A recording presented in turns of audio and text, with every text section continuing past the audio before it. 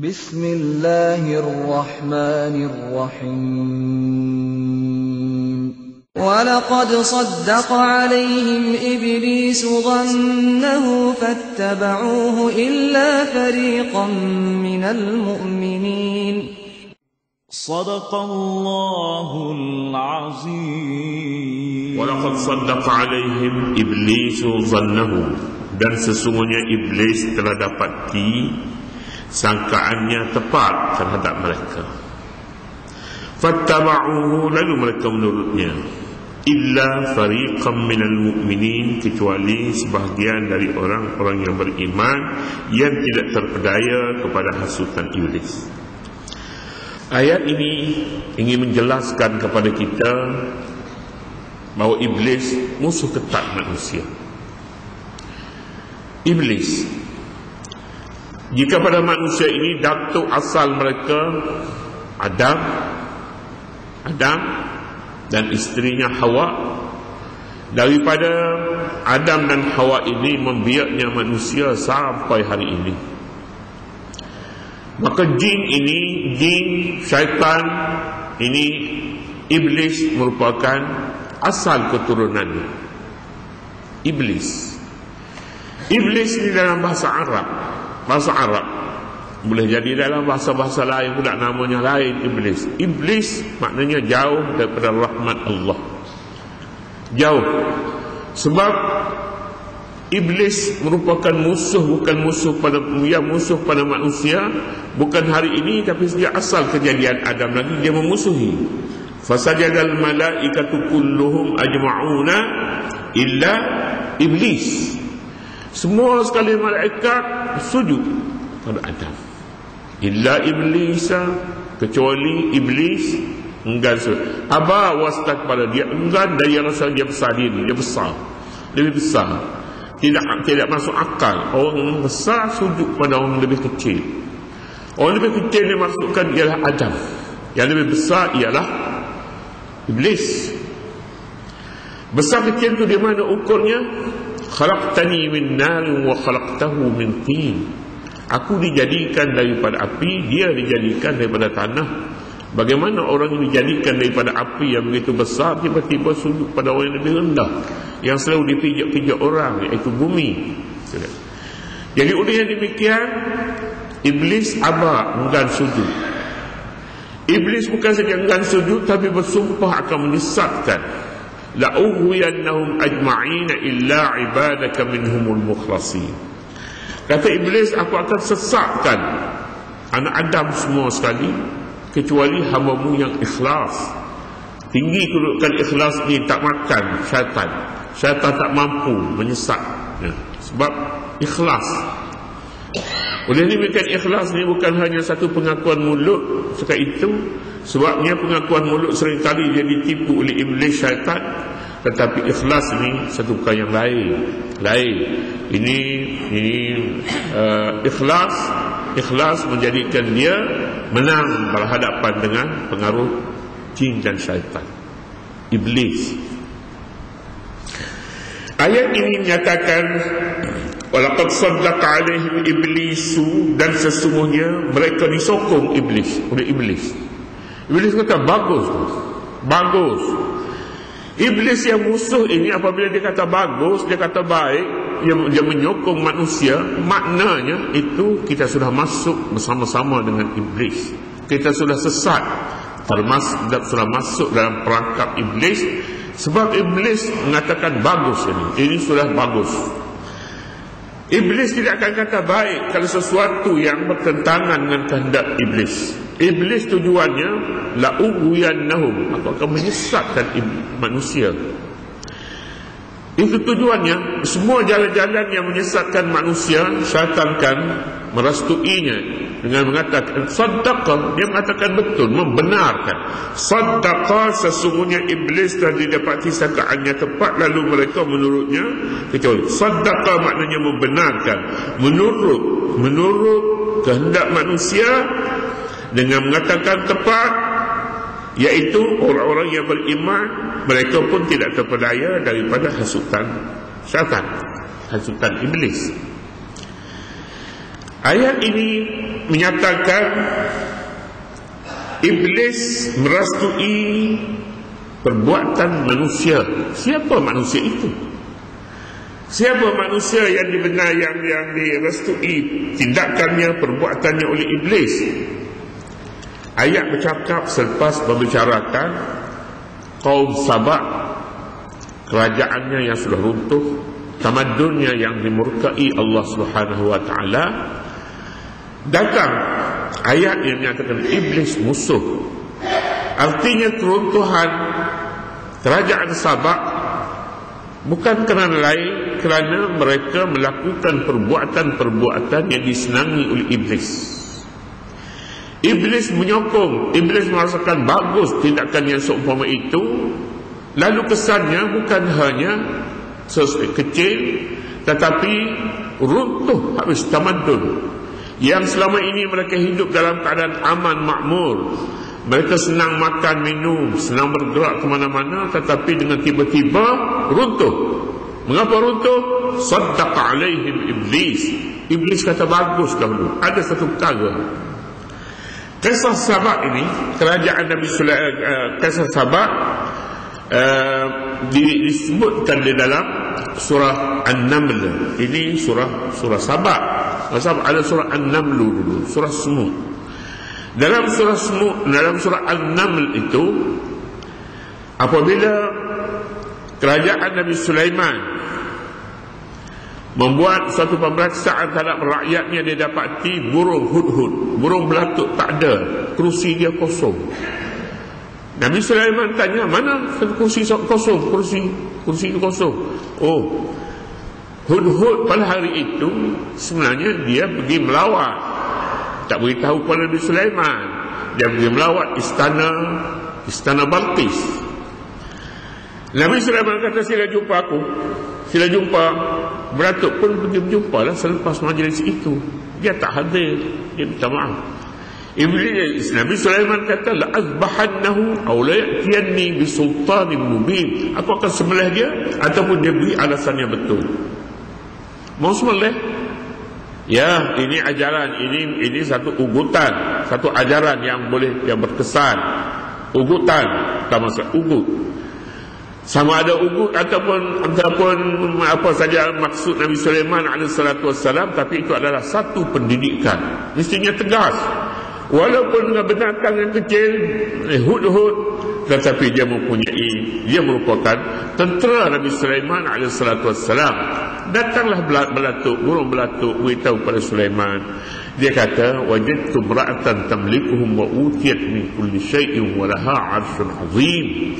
Dia kata, aku tengok pergi, dia kata aku jumpa seorang perempuan yang mempunyai istana besar, dipatuhi orang, semuanya ada dalam rumah dia. Masya Allah, kata belatuk. Wajadtuha wa qaumaha yasjuduna lisyamsi min dunillahi wa zayyana lahum asy-syaitanu a'malahum fasaddahum 'anis sabil.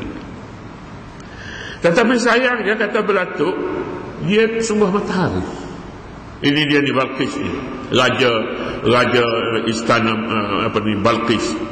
Wajadtuha wa qauma yasjuduna lisyamsi min dunillah. Aku dapatinya dia sujud kepada matahari, dia beribadat kepada matahari selain daripada Allah, dia mempersekutukan Allah.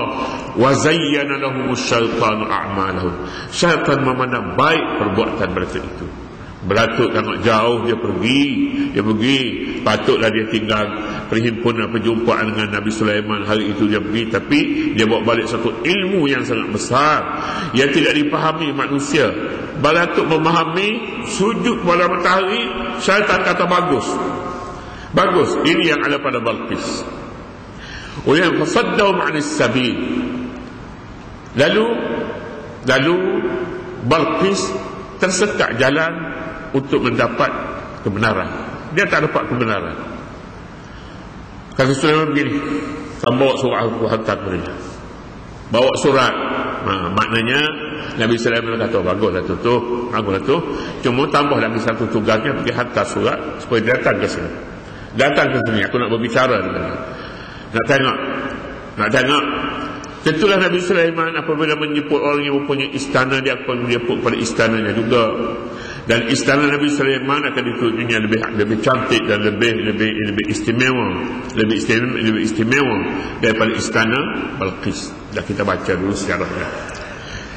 Kemudian di sini, walaqad saddaqa alaihim iblis zannahu. Iblis, rakyat negeri Sabah ini, pimpinannya Balqis lah, rajanya. Menteri-menterinya bakal ada lagi yang lain. Raja ni dia duduk pada tempatnya, dia bekerjanya orang dia lah, menteri-menterinya kuat-kuat dia lah, dia bekerja. Mereka ini sujud pada matahari dan mereka disokong oleh syaitan. Jadi oleh demikian kerajaan negeri Sabah ini runtuh. Sebab kita sebutnya dulu, asas sebuah tamadun yang kukuh ini ialah akidahnya pertama. Akidahnya kukuh. Apabila akidahnya runtuh, maka akan runtuh habis. Pengetahuannya runtuh, seninya runtuh, politiknya runtuh, pembinaan kemajuannya juga runtuh habis, disebabkan akidahnya rosak. Di sini rusaknya walaqad saddaqa alaihim iblis zannahu. Di sini hubungan ayat ini dengan ayat terdahulu. Jika tidak kita dapati, apa pula bercakap istana baik-baik dan istana runtuh, tiba-tibanya masuk pula bercakap pasal hak iblis pula. Tidak. Nak bercakapnya punca keruntuhan itu di mana, hubungannya dengan iblis, hubungannya dengan iman dan Islam ini runtuh, tidak kukuh, terputus hubungan, menyebabkan mereka ini kumpulan Sabah ini, sekalipun mereka pada suatu ketika dahulu dalam kehidupan yang aman makmur, tapi dibinasakan oleh Allah Subhanahu wa taala. Mereka tenggelam dalam air banjir yang sailal arif, air banjir yang sangat besar. Ya, kerja iblis tidak ada, syaitan tidak ada. Kerja yang boleh kita anggap dia membantu manusia. Tapi saya tak faham lah, apabila seorang berbomo dengan jin Islam, semuanya jin Islam, tak ada jin kafir. Jika di kalangan manusia ini yang Islam pun banyak munafik, banyak begitu, macam mana kita boleh kenal jin ini, jin makhluk yang tidak boleh dilihat? Kita boleh kenal bahawa dia Islam, kita gunakan dia untuk buat bomo, kita bomo dengan jin Islam, kita panggil dia untuk buat pembedahan batin dan sebagainya. Ini perlu disahkan oleh pakar di dalam Islam. Oleh pakar dan perlu disahkan terlebih dahulu, perlu ada tanda halal. Tanda halal. Jadi jika tidak ada tanda halal itu tak sah. Tak sah. Kalau makanan ini, kita banyak makanan yang meragukan sebab tidak ada tanda halal. Sebelum ada tanda halal, sebelum ada segi halal, kita tak ragu, marilah mana-mana pun boleh. Tapi sekarang ini meragukan. Jadi apakah tidak meragukan seorang yang membuat pengakuan dengan din Islam dia berhubung, sedangkan perkara ini mempunyai hubungan dengan akidah. Dia bukan hanya sakat api tiup air tawar minum buat masuk kepala, tak boleh selesai masalah. Tidak, dia mempunyai hubungan yang begitu mendalam. Oleh demikian perlu mendapat bimbingan daripada pakar-pakar di dalam syariah, sama ada benar ataupun tidak benar. Kadang-kadang kita nak guna nama Islam ni, kita takut. Tapi menggunakan nama Islam dengan sewenang-wenangnya pada perbomohan, airnya, air berbagai-bagai jenis air, dengan buah-buahnya, mis-misnya, buah anggurnya, dengan buah habatus saudaknya, campur, bomo Islam, ubat Islam. Berani di situ. Negeri sekular sebenarnya paling ditakuti sekali ialah Islam lah. Sebab itu kita dapati di Turki tak ada jabatan agama Islam, universiti Islam. Tak ada. Sekalipun negeri ini sebenarnya negeri 99% umat Islam, tapi nama Islam paling ditakuti oleh negara yang memisahkan di antara pentadbiran dengan Islam. Islam pentadbiran adalah pentadbiran terpulang kepada manusia mengatur sendiri apa yang mereka fikir baik. Islam tak ada nama Islam. Kita ada jabatan Islam lagi. Islam kita lebih berani padahal kita sekular juga sebenarnya. Ya, tapi kita menuju satu arah ketakutan, kebimbangan sebenarnya apabila menggunakan nama Islam. Nama Islam yang ada ni nama waktu zaman orang putih dulu lagi. Majlis Agama Islam zaman orang putih lagi. Pentadbiran Islam, undang-undang syakhsiah Islam, undang-undang kekeluargaan Islam zaman orang putih lagi. Selepas daripada kita bangun, sebenarnya nama tidak banyak bertambah. Ialah adalah Universiti Islam, Fakulti Pengajian Islam, tapi sebenarnya nama-nama itu pun sudah diusahakan untuk diubah. Satu perkara yang menduka citakan, jika benarlah saya baca dalam surat khabar, Universiti Akademi Pengajian Islam akan diubah strukturnya untuk diletakkan di bawah satu fakulti yang tak ada Islam. Tak ada tanah Islam. Saya lupa dah sama ada Jabatan Kesenian ke sastra, tidak. Sastra pun akan diubah hingga tinggal beberapa fakulti saja, dan yang lain lagi itu akan dimasuk di bawah fakulti-fakulti yang besar. Jika benar, maka ini adalah satu usaha sebenarnya untuk menghapuskan nama Islam. Pengajian itu dah lama dah punya ada pengajian Islam, tetapi pengajian Islam itu 1 jam atau 2 jam dalam seminggu. Soalnya begitulah, amat kurang. Setelah dimasukkan tamadun Islam laginya, pengajian Islam, pengajian Islam di Malaysia, apa jenis macam tu, maka terhimpit mata pelajaran Islam itu menjadi kecil. Itu pun nak diperkecilkan lagi. Jadi kita bukan tidak terkejut dengan perkara yang seumpama itu, kerana kedatangan Islam itu sebenarnya tuntutan zaman yang menuntutnya, rakyat yang menuntut untuk mengadakannya. Tapi bila ada, rakyat dah sibuk dengan masalah-masalah lain, masalah politik. Orang tak peduli lagi masalah-masalah pengajian di universiti. Tafsiran saya lah, itu dia boleh hilang dengan senyap, tak ada siapa bakti. Artikel tu saya rasa ada orang lain pun baca artikel itu, ditulis. Saya biar baca Malaysia Kini sebenarnya banyak. Berita Harian tu lama dah tak baca. Utusan Melayu lama tak baca. Malaysia Kini balik masjid mesti buka Malaysia Kini. Ada berita itu cukuplah, tak ada gambar pun tak apa. Tak banyak beritanya.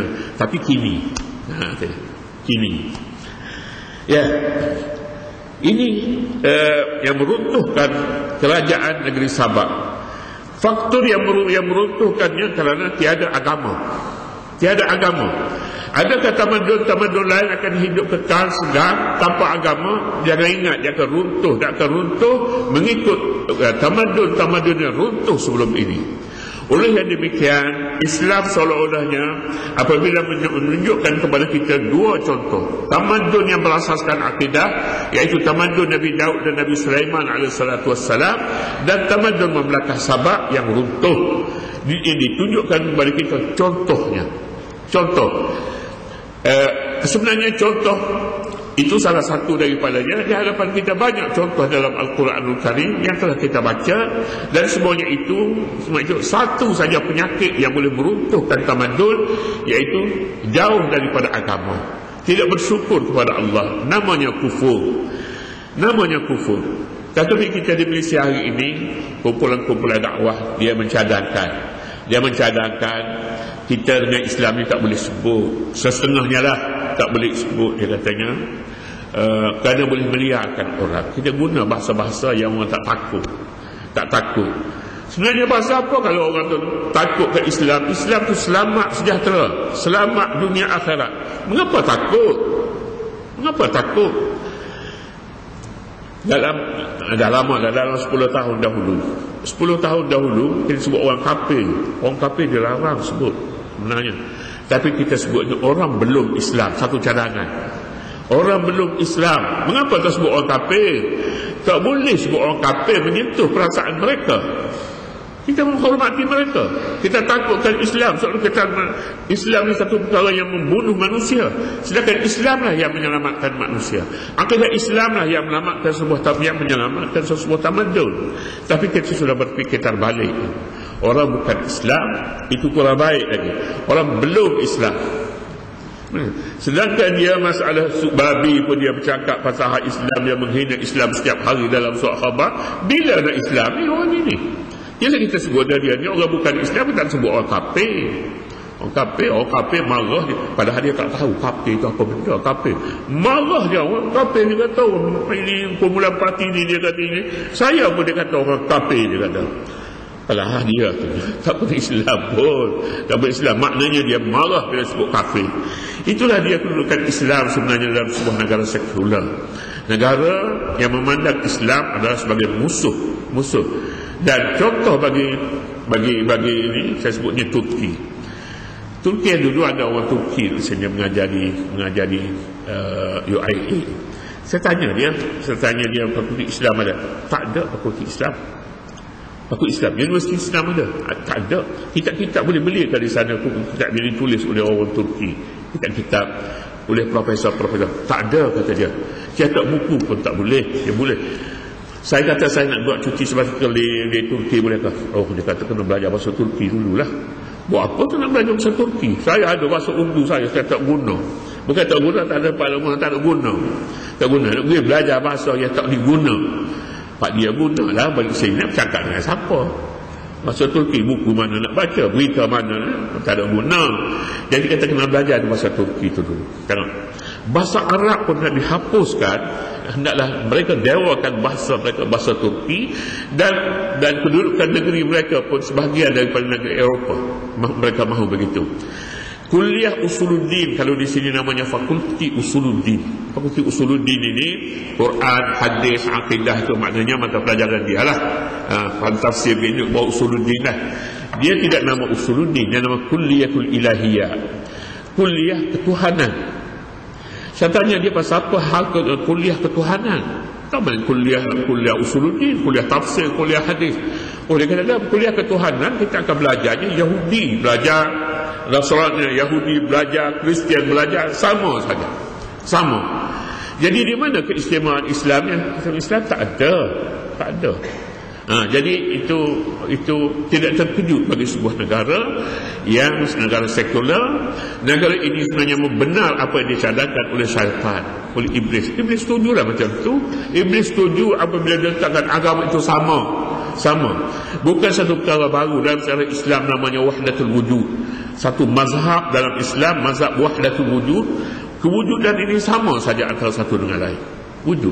Wujud Allah, wujud manusia. Kita ada makna sama antara wujud manusia dengan wujud Allah Subhanahu wa taala.